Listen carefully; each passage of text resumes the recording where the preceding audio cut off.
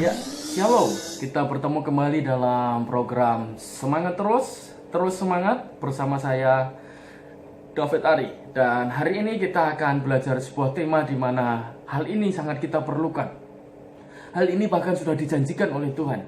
Hal ini sangat kita butuhkan di tengah wabah yang sedang melanda, di tengah masalah sedang kita alami, tantangan yang sedang kita hadapi. Kita akan belajar hari ini tentang penyertaan Tuhan. Sekali lagi tentang penyertaan Tuhan. Kenapa? Ini sangat kita perlukan, ini sangat kita butuhkan, ini sangat kita harapkan saat ini. Karena tidak ada kekuatan manapun, tidak ada hal apapun yang paling hebat, tidak ada hal apapun di dalam dunia ini yang lebih kuat, yang lebih dahsyat selain daripada penyertaan Tuhan. Karena tidak ada pribadi yang lebih hebat, pribadi yang lebih kuat, pribadi yang lebih dahsyat selain Tuhan sendiri. Nah, hari ini kita akan belajar dari seorang tokoh di dalam Alkitab. Dan kita mengerti bahwa di dalam sejarah bangsa Israel sebelum mereka memiliki raja, mereka ada hakim, dan hakim. Jadi mereka berganti dari satu hakim kepada hakim yang lain. Demikian dalam setiap zaman sampai kemudian mereka memiliki raja, yaitu Raja Saul pada saat itu. Nah, kita akan belajar hari ini tentang seorang hakim yang bernama Gideon. Anda pasti sering mendengar tentang kisah ini. Anda pasti sangat tahu siapa dia. Tapi kita akan renungkan sejenak apa yang kita bisa belajar dari kisah Gideon ini. Dan kita akan belajar dari kitab Hakim-Hakim pasal yang ke-6 ayat yang ke-11 sampai ayat yang ke-16. Hakim-Hakim pasal yang ke-6 ayat yang ke-11 sampai ayat yang ke-16. Mari kita lihat bersama-sama. Kemudian datanglah, ini ayat 11, malaikat Tuhan dan duduk di bawah bontar banteng di Ofra kepunyaan Yoas orang Abiezer itu, sedang Gideon anaknya, jadi Gideon ini anaknya Yoas, mengirik gandum dalam tempat pemerasan anggur agar tersembunyi bagi orang Midian. Malaikat Tuhan menampakkan diri kepadanya dan berfirman kepadanya demikian, Tuhan menyertai engkau, hai pahlawan yang gagah berani. Kemudian ayat 13, jawab Gideon kepadanya, Tuanku, jika Tuhan menyertai kami, mengapa semuanya ini menimpa kami? Ini kita sering berkata begini, di manakah segala perbuatan-perbuatannya yang ajaib yang diceritakan oleh nenek moyang kami kepada kami? Ketika mereka berkata, bukankah Tuhan telah menuntun kita keluar dari Mesir? Allah yang sama yang mengeluarkan bangsa Israel dari Mesir, Allah yang sama yang menolong Gideon, dan Allah yang sama yang bersama kita hari ini. Tetapi sekarang Tuhan membuang kami dan menyerahkan kami dalam cengkeraman orang Midian. Ayat 14. Lalu berpaling Tuhan kepadanya dan berfirman, pergilah dengan kekuatanmu ini dan selamatkanlah orang Israel dari cengkeraman orang Midian. Bukankah aku mengutus engkau? Ayat 15.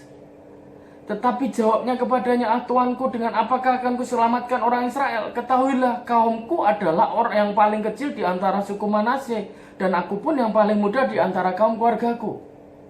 16. Berfirmanlah Tuhan kepadanya, tetapi akulah yang menyertai engkau, sebab itu engkau akan memukul kalah orang Midian itu sampai habis. Berbahagialah mereka yang mendengar firman Tuhan, dan terlebih lagi yang mengerjakannya dan terjadi di dalam hidupnya. Hari ini kita akan belajar tentang penyertaan Tuhan. Kita semua butuh disertai Tuhan. Saya butuh disertai Tuhan.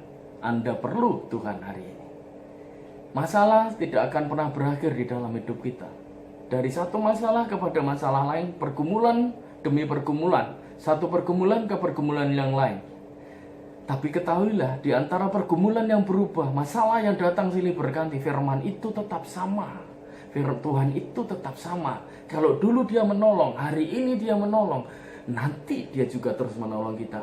Hari ini kita akan belajar tentang penyertaan Tuhan. Artinya penyertaan Tuhan, artinya pertolongan Tuhan. Nah, kita akan belajar yang pertama.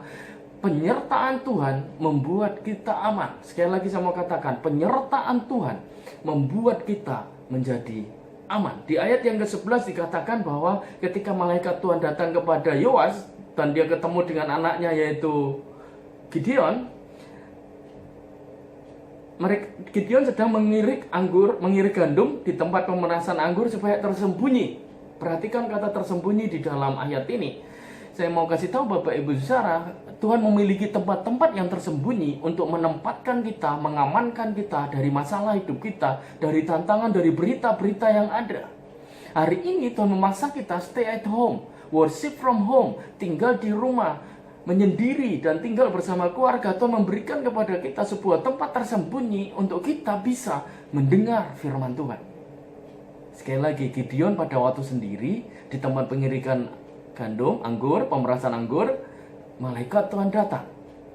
Percayalah, bersama Tuhan kita menjadi aman. Penyertaan Tuhan membuat kita aman. Kemudian yang kedua, di ayat yang ke-13 kita melihat bahwa Gideon merasa nggak mampu. Di ayat yang ke-12-nya tadi berkata, siapa aku ini? Aku nggak mungkin.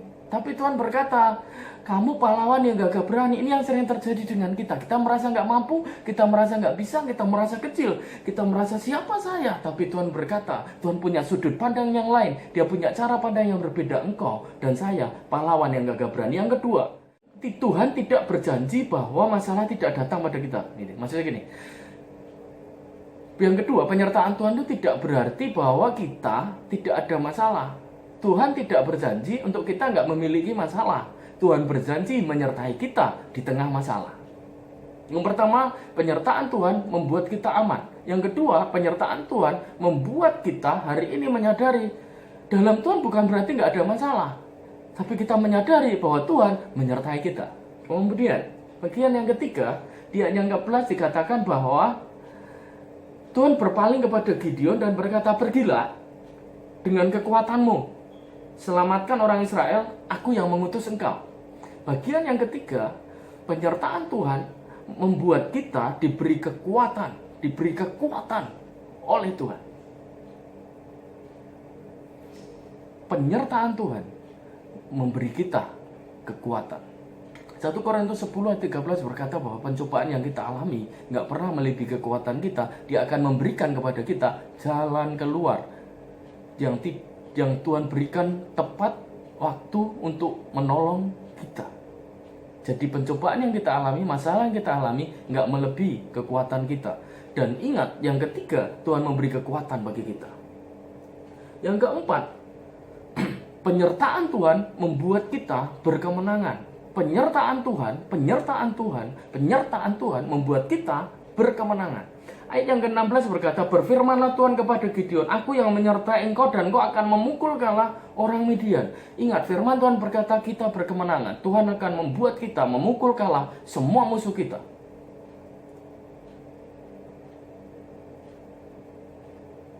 Yang pertama, penyertaan Tuhan membuat kita aman. Yang kedua, penyertaan Tuhan membuat kita menyadari bahwa dalam Tuhan bukan nggak ada masalah, tapi Tuhan menyertai kita saat ada masalah. Yang ketiga, penyertaan Tuhan memberi kita kekuatan supaya kita menanggung semua tantangan hidup kita. Yang keempat, penyertaan Tuhan membuat kita berkemenangan. Itu saja Bapak Ibu Saudara yang bisa saya sharingkan hari ini. Kita akan belajar terus di dalam hidup kita untuk kita menyadari bahwa Tuhan menyertai kita, Tuhan menolong kita, Tuhan tidak pernah meninggalkan kita. Tuhan selalu ada di dalam hidup kita. Nah, hari ini bagi Bapak Ibu Saudara yang sedang ada di rumah, di momen Jumat Agung yang luar biasa ini, momen Jumat Agung yang lain daripada yang lain, karena pada saat Jumat Agung tahun ini kita tidak bisa beribadah bersama di gereja, perjamuan kudus bersama di gereja, maka Bapak Ibu Saudara yang menyaksikan tayangan ini, bersama dengan saya kita akan menikmati perjamuan kudus bersama Tuhan. Sementara Bapak Ibu Saudara di rumah ikuti petunjuk yang ada di video ini, Anda ikuti firman Tuhan yang saya sampaikan, lalu Anda menikmati tubuh dan darah Tuhan di rumah Bapak Ibu Saudara semua. Dan percayalah, darah Yesus menolong engkau, darah Yesus menyertai engkau, darah Yesus membuat kita berkemenangan. Nah, Bapak Ibu Saudara yang ada di rumah, mari kita buka bersama-sama kitab 1 Korintus pasal yang ke-11 ayat yang ke-23. 1 Korintus pasal yang ke-11 ayat yang ke-23. Ya, mari Bapak Ibu Saudara di rumah ambil hosti, ambil roti tawar atau apapun yang Anda di rumah yang Anda bisa gunakan untuk Anda perjamuan kudus hari ini. Angkat roti ini dan percayalah ini bukan lambang, ini adalah tubuh Kristus yang dipecahkan, dicurahkan bagi kita. Lalu Anda dengarlah firman Tuhan. Sebelum kita mengikuti perjamuan kudus yang kudus ini, yang suci, yang sakral ini, Bapak Ibu saya beri kesempatan untuk masing-masing berdoa secara pribadi. Dan Anda siapkan hatimu, uji dirimu. Haleluya. Nah, Bapak Ibu Saudara dikasih oleh Tuhan, dengarkanlah firman Tuhan. Mari angkat hosti di tangan kananmu lebih tinggi dari kepalamu dan dengarkanlah firman Tuhan ini. Sebab apa yang telah kuteruskan kepadamu telah kuterima dari Tuhan, yaitu bahwa Tuhan Yesus pada malam waktu ia diserahkan mengambil roti, dan sesudah itu ia mengucap syukur atasnya, ia memecah-mecahkannya dan berkata, inilah tubuhku yang diserahkan bagi kamu, perbuatlah ini menjadi peringatan akan aku. Bapak Ibu yang dikasih oleh Tuhan, bukankah roti yang ada di tangan kananmu adalah persekutuan kita dengan tubuh Kristus? Amin. Mari kita makan bersama-sama dalam nama Tuhan Yesus.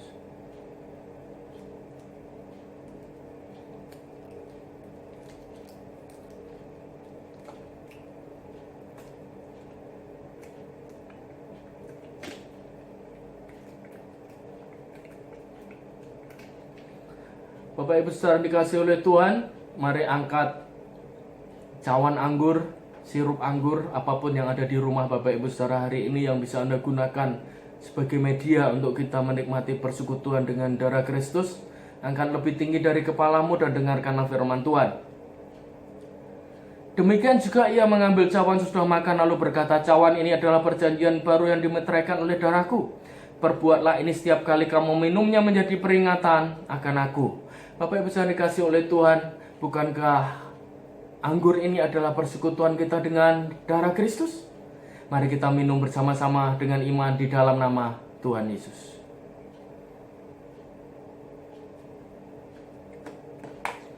Terima kasih Tuhan Yesus. Bapak Ibu saudara, mari kita berdoa bersama-sama. Bapak, terima kasih kami boleh mengambil kesempatan hari ini, mengambil waktu untuk kami bisa menikmati tubuh dan darah-Mu. Terima kasih, kami percaya Tuhan menolong kami, darah-Mu dicurahkan bagi kami, memulihkan, menyembuhkan, menyehatkan kami dimanapun kami berada. Terima kasih untuk penyertaan-Mu, Tuhan membuat kami hari ini menjadi aman. Kami percaya masalah itu ada, tapi Tuhan juga ada untuk menyertai dan menolong kami. Dan Tuhan memberi kekuatan bagi kami untuk kami menyelesaikan masalah kami, bahkan kami berkemenangan di semua situasi yang ada di dalam hidup kami. Terima kasih untuk hari ini, kami percaya Tuhan menyertai kami. Dalam nama Tuhan Yesus kami berdoa dan mengucap syukur.